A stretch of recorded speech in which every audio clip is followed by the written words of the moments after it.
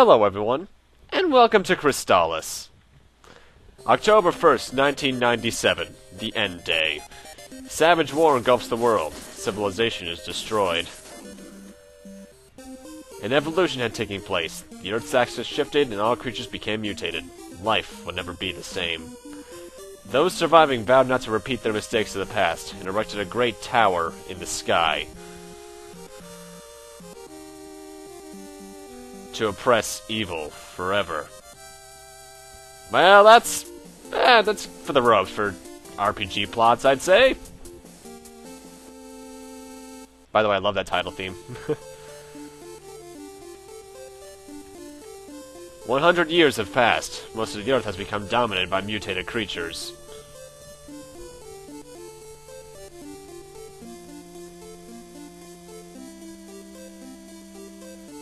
People worked together to rebuild their villages and their lives, but they still lived in fear. As they feared the rebirth of evil, they remembered the construction of the tower and its consequences once activation had begun. Once evil emerged, would they still stand a chance? There was still one hope.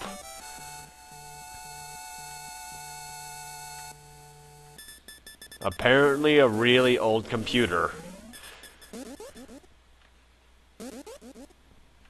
Codename here. This is the name that your main character will be called. I'm going with what they call him in the Game Boy Color version. I'll get more into that version as we go along, but, Samiya, I think I spelled that correctly. I should have, hopefully.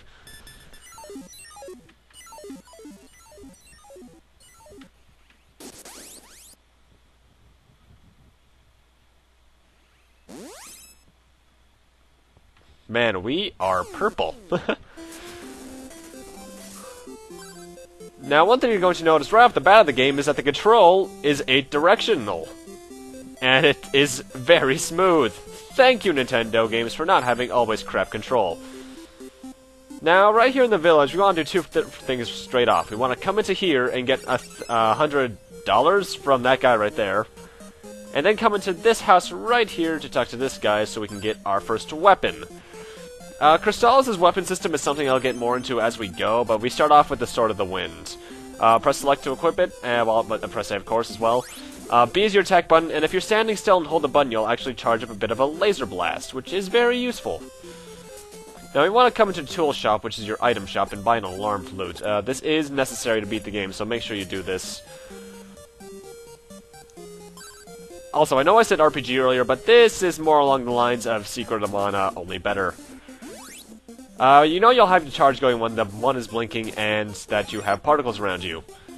Random battles are done in the form of just encountering the enemies in the field, like so. Beating them will automatically give you experience points down the bottom, and you can collect a gold coin that they drop, which goes into your dollar amount. MP we won't be able to use until a bit later in the part. Level is self-explanatory, and life is self-explanatory. Anyway, we want to come to this cave to talk to Zebu here. He wants us to try to get the windmill to work, and if we can, he'll give us our first magic spell, which we want to do.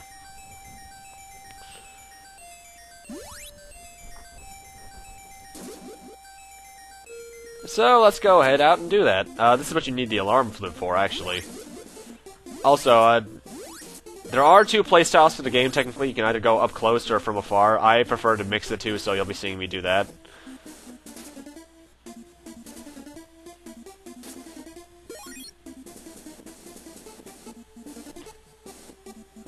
Up here is where our next goal is, actually. I'm actually still kind of used to Dragon Quest II. I'm still fresh off recording that, so I'm used to how slow the progression went. Anyway, let's head in here. This is the first cave. It's not that big. In fact, there's only one thing in here. However, in the Game Boy Color release, there is another small dungeon here which you're going to need to go through, so watch out for that. I'm doing the NES version, however, the Game Boy Color version is similar enough to the point where you should be able to still follow along. Anyway, I needed the alarm flute to wake that guy up so I can get the windmill key. And keep in mind what he said about a ball in the cave for later, because that's going to come up.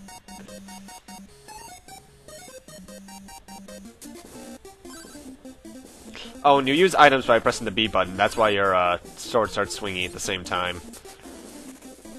Wow, that looked cool. I will say, Crystalis, graphically speaking, is one of the more advanced NES games. It's up there with Dragon Quest IV at times, actually. And now that we did that, we can actually head to the cave that opened up, and we'll get the magic spell anyway, but I'm gonna go to Zebu because I need to do some stuff in town first anyway. Also, those little bushes beneath me, if you step in them, you'll be slowed down, but enemies will be as well.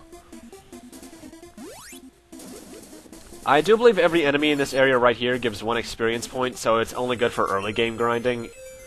Oh yes, there's still grinding in this, but it's nowhere near as bad as, say, any Dragon Quest game ever. And that includes the Wii Sword one. Anyway, we just learned Refresh from talking to Zebu. Refresh is your basic curative spell. How you use spells, you go into the menu, press A on the spell, and then you hold the A button in order to use it. My HP is full, so I don't need it right now. I will warn you though, this thing eats up MP quickly, so don't hold it down too long. Anyway, to this point, I do some minor grinding. I'm just going to get to level 3, which doesn't take that long. And as for what changes when you level up, if we look at our stats menu by pressing the start button, we see we're level 3, our attack is 4, attack goes up as you level up. Life is 80-80, and defense is 3-3. 80-80 for the health means, well, the number on the left, I think, is your current HP, the number on your right is your maximum. And as for the defense, each of those different, the 3 and 3 for the defense are 2 different defense stats. Armor defense, which I just bought a Tand hide, and shield defense. Pretty much, armor defense protects you from touch damage, and shield defense from projectile damage. And that Tand hide I just got will increase our touch damage defense to 5, I believe. And what I just did there was saving. To save, you just go into your inventory and press start.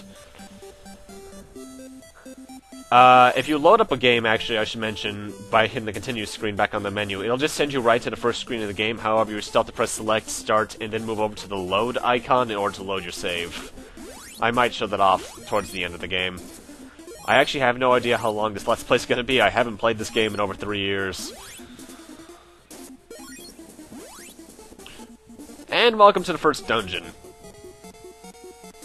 I forget which enemies that it is, but, well, I know what one of the enemies is, but I do believe there are multiple enemies in this place that can poison you.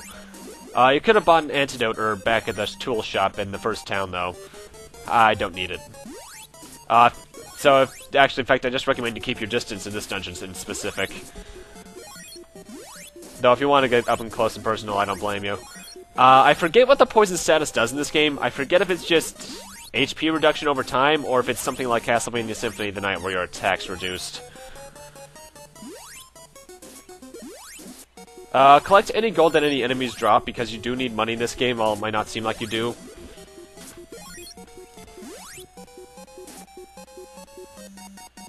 Also, I should mention, take note, Zelda 1, this is how you do a top-down action RPG effectively. Although I will say, Zelda 1 at least had some quote-unquote puzzle solving, whereas this is just pretty much stab enemy 1 and 2. Yeah. We actually got an interesting enemy coming up right here. I have no idea what any of the enemies in this game are called, but what I just got fought there, he'll throw his head at you, so watch out for that. Also, I just got the Warp Boots. Those act very much like the Wing of the Wyvern from the Dragon Quest series. It'll either take you back to the last town you visited, or whichever ones you've been to. I forget exactly how it works.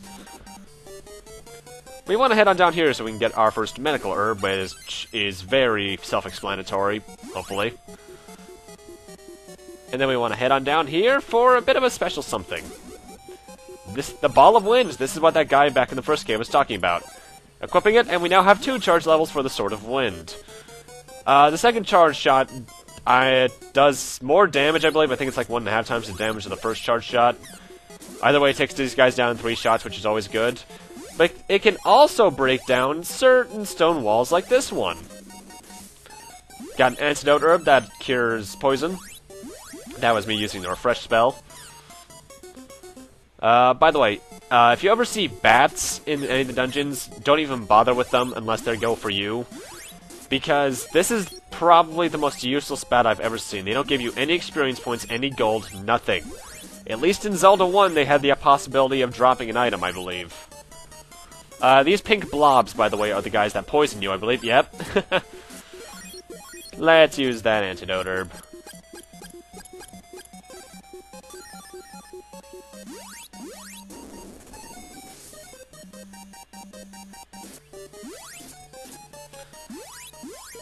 These little Komodo dragon guys, I think they might be able to poison you. I'm not too sure about that one, though.